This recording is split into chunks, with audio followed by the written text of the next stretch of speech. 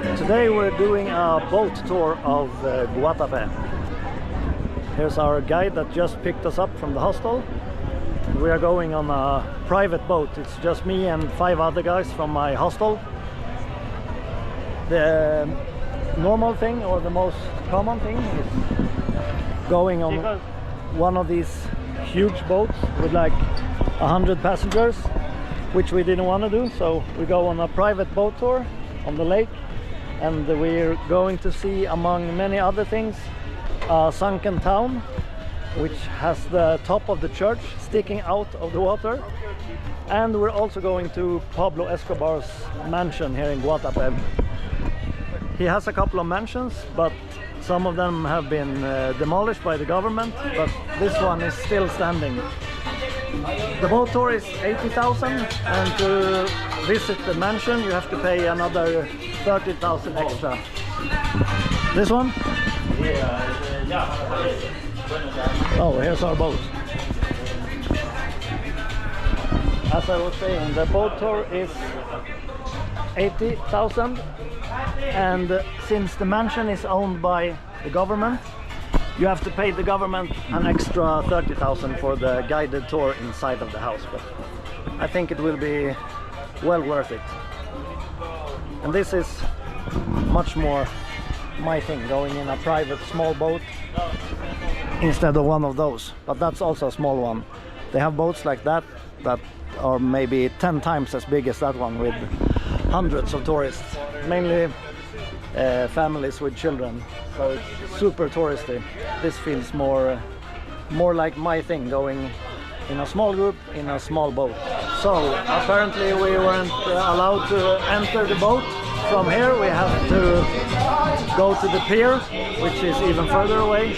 Super like bureaucratic, but they have rules for everything. I mean, the boat was just there, I was in it, I had to get out of it, walk all over there to the pier to get into it, but yeah, it is what it is. As I said, super complicated. We just, over there by the boat, we filled out some forms with our names and passport numbers, and now they seem to be taking some more information from us we need to fill out, just to go on a very short trip on the lake. It's kind of ridiculous, but sometimes it is like this. They make it harder than it has to be, probably just to earn some more money.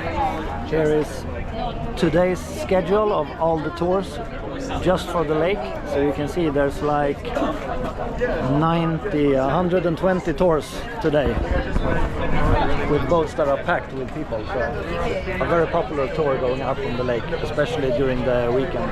A lot of Colombians go here for the weekend, and so most tourists here are actually Colombian.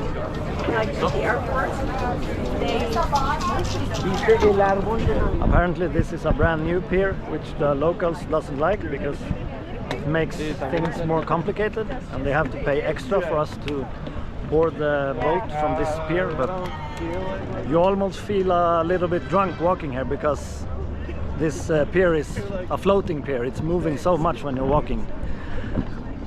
I don't know if you can see it, but it's like going like this. That's exactly what I was talking about.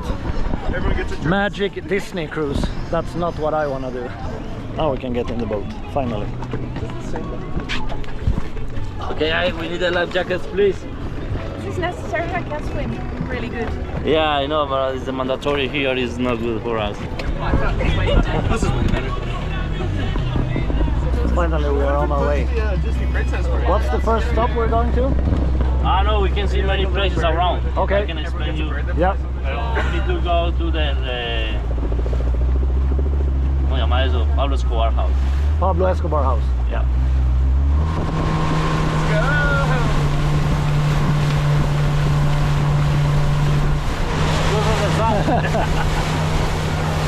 This boat is falling apart. Our guide just told us that the entire lake is man-made. They flooded this area like 20 years ago to build a dam. So there wasn't any water here before, and that's why one of the villages have been flooded. So I think we're going there now to see the top of the church sticking out of the water. So this is only for electricity because they didn't have any energy sources in Colombia. So they flooded the entire valley. That's why this place looks so weird. And, as I said in another video, check it out on Google Maps.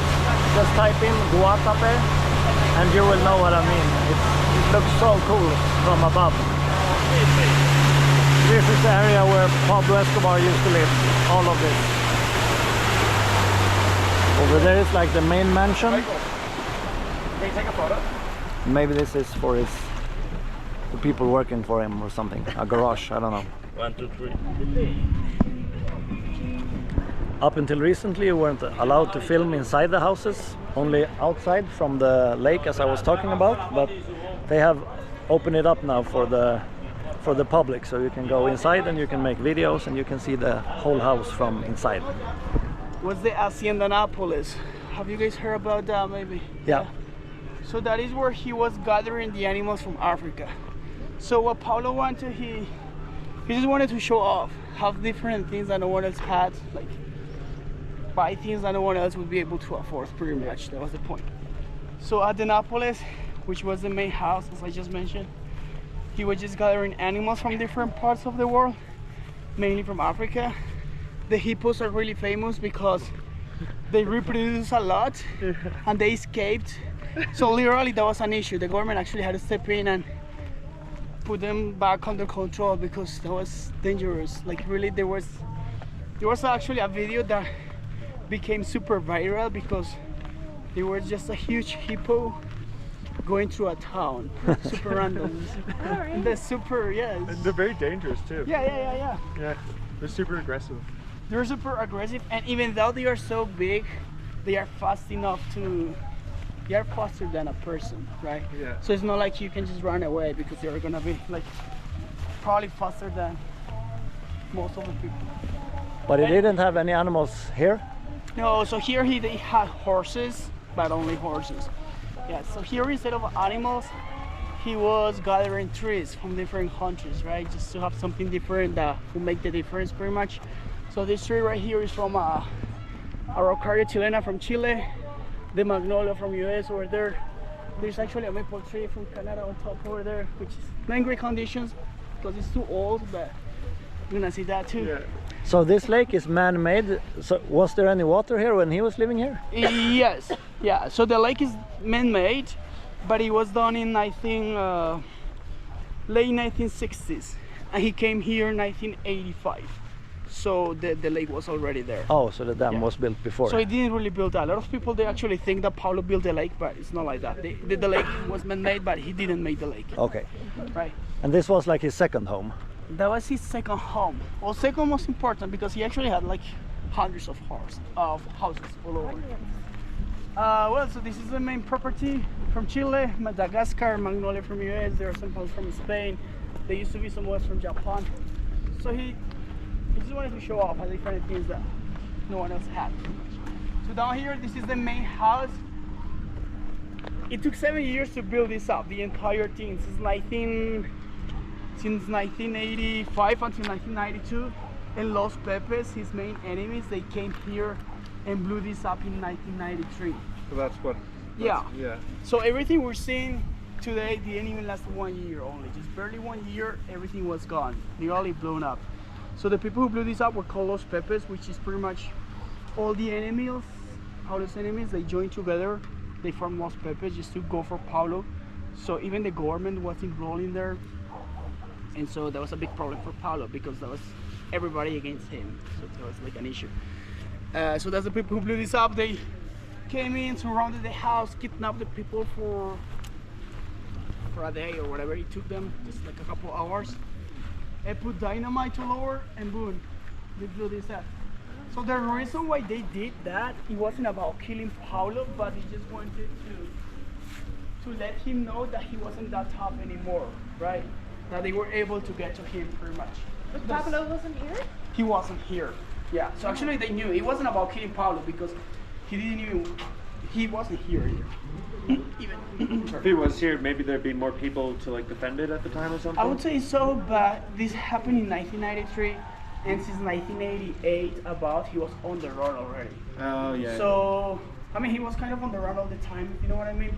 But the last 4 or 5 years it was like a really complicated situation for him, right? Yeah. So he actually was living nowhere. He was staying on a house a couple of days and then move on somewhere else and so on. So that's why he actually never lived here either, right? So he came here for a couple of days and then moved on to, I don't know, to the Nápoles and then to Monaco, Medellin and so on, just trying to make it longer. So down here, this area is the family area. The walls are double to be bulletproof. So just see how thick they are. It's like something like zombie, like apocalyptic. So having this house now, even now, this property would be pretty cool, definitely. Like having a house like this, living in a house like this, would be really nice. But having that house in 1985, that was really outstanding. Like, Yeah. super remarkable, definitely. Like, at that time, the houses, most of the countryside houses, they were not even done out of brick and stone, but they used some kind of clay, woods, and stuff like that. So it was like really interesting. Yeah. The White House straight across over there, the one that looks like a hospital or something like that, that was Pablo's sister's house, right? And the other one over here, on the 2 roads straight across, you see that one? That was his brother's property, and he had several others around. So what happened is that he had properties under other people's name to hide them from the government, let's say, right? Because he knew that at some point the government was going to take over, so he was just kind of getting ready for that.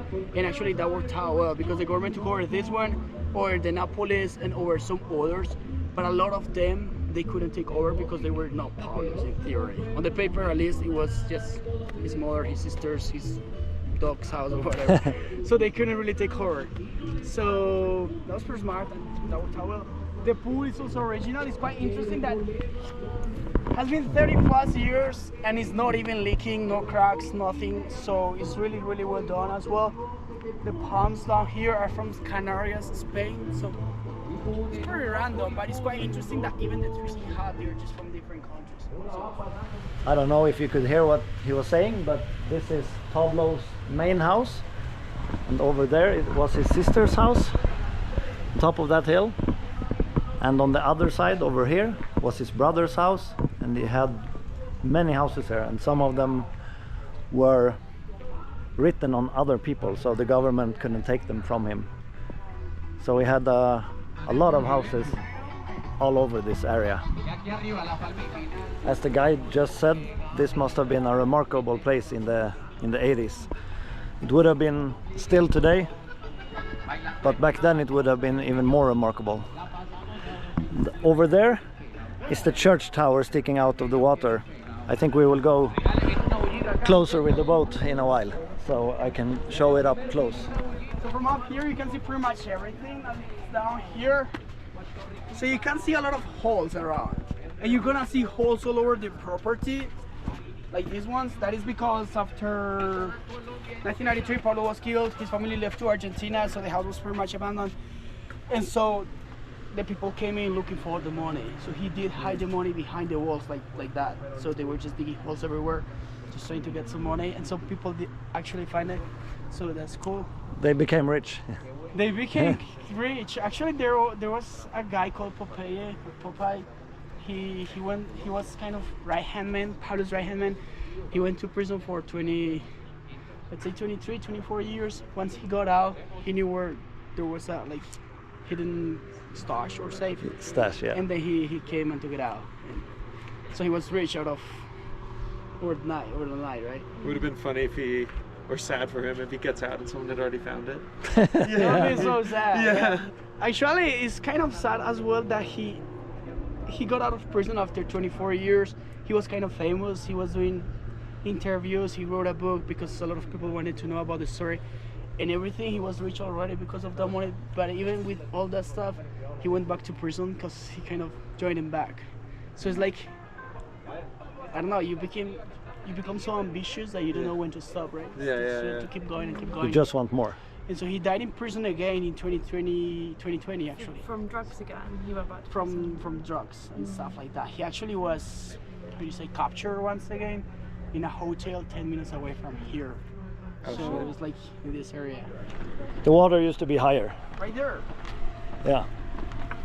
And this was the watchtower? Watchtower. Actually, I didn't mention this, but he had something called rings of security that was people 30 miles around just watching out.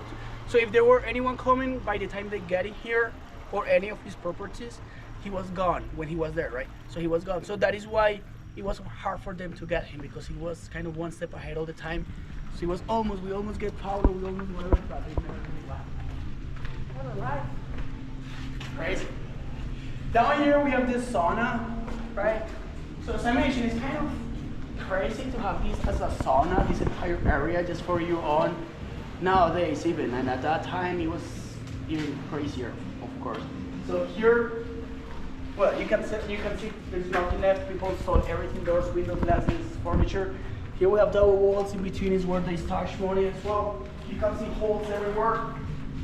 The people, they even stole the flags. I mean, everything, even the toilet that used to be here, you stole it. I don't know what form, but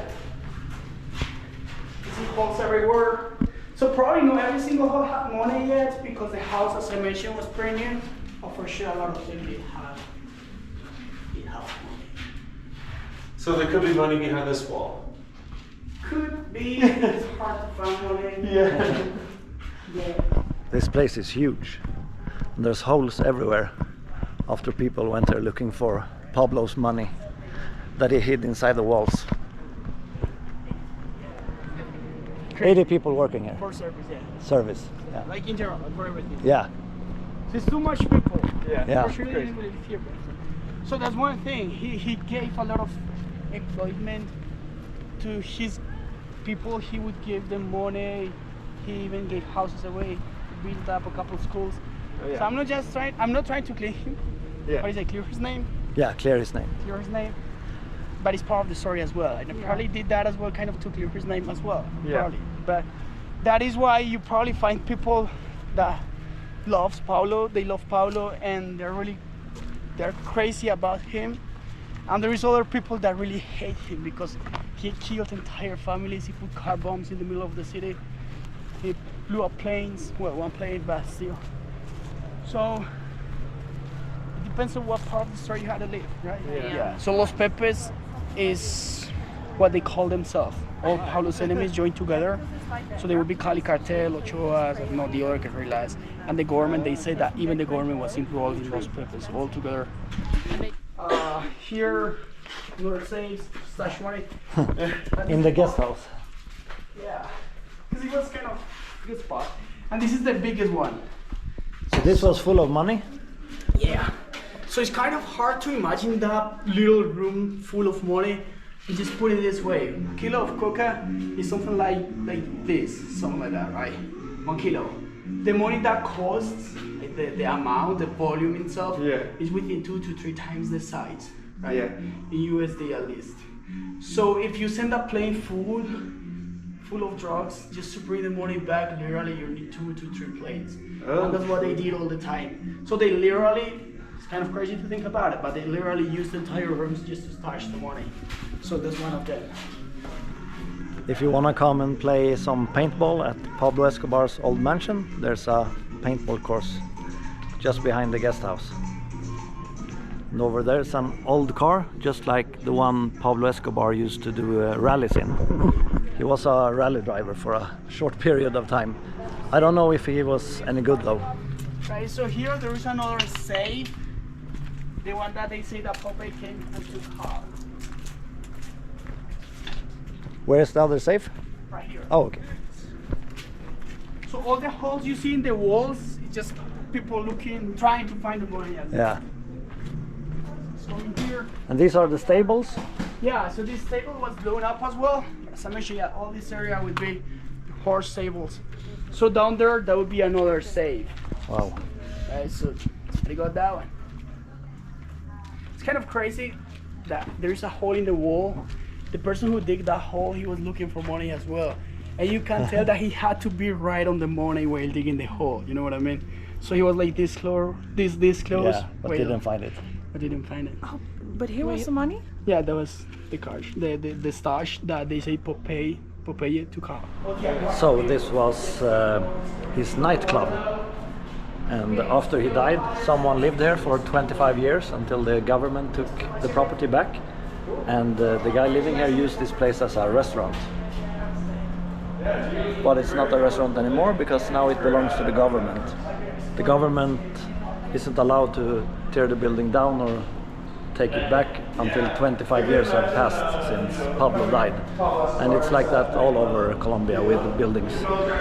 So a lot of buildings built with drug money, they are just empty for 25 years, and then the government takes them back or they demolish them. We are getting back into the boat and going to the sunken village. Are we going to see the sunken village over there? The sunken village? Sunken village? Yeah, with the church. Ah, yeah, he explained you about the church. Yeah. Will we go there with the boat and see it? We are going to swim now. Swim? So Yeah. we are not going there? Not yet, because we had a one hour, but it's 1 hour and a half. What time is it? Okay. So you rather swim than see the sunken village? Oh no, some village then. Yeah, we rather go check out the church than go swimming. So over there is the cross sticking out of the water from the church. This is so confusing. We paid extra to go to Pablo Escobar's house, but then they said, then you can't go to the sunken village because we don't have time for it. The tour was already late, and that wasn't our fault. And they said we will do all the stuff in the tour, plus the Pablo Escobar house if we pay extra. We did pay extra, but then they wanted to skip a couple of things, so I don't know. But now we are going to the church because we really wanted to see that. Some people wanted to go swimming, but they said we have to choose, like from swimming or checking out the church. And you can swim any day you like, but you cannot see a church on the bottom of the sea any day you want. So I rather go here. I don't want to pay money for other people to go swimming in a lake. So there is the cross. So there's a church on the bottom? No, not church, No? it's a monument. It's a monument. Where is the exactly church before? Oh, so there used to be a church down there before. What's that? Oh, I thought it was a sunken church. Sunken. Yeah, that it's like a church on the bottom. No, because we had the valley, the town, and the town is completely destroyed Oh. by EPM company. So that's just made to show where the Yeah. church was. And over there was the church. But it's not on the bottom anymore. Or it's not at the bottom as I thought. So The compensation. then it was a waste of time because I thought it was a real church with a tower sticking up. But it's just a monument to show where the church used to be. La Manuela. Pablo Escobar's second favorite house. Number one was Hacienda Nápoles. He really chose a very, very good spot for his house.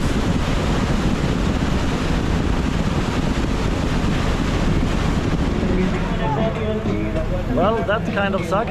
They charged us extra to do some more things, but then they didn't let us do the things we paid for in the first place. But yeah, we were late to begin with because the boat broke down and we had to find a new one.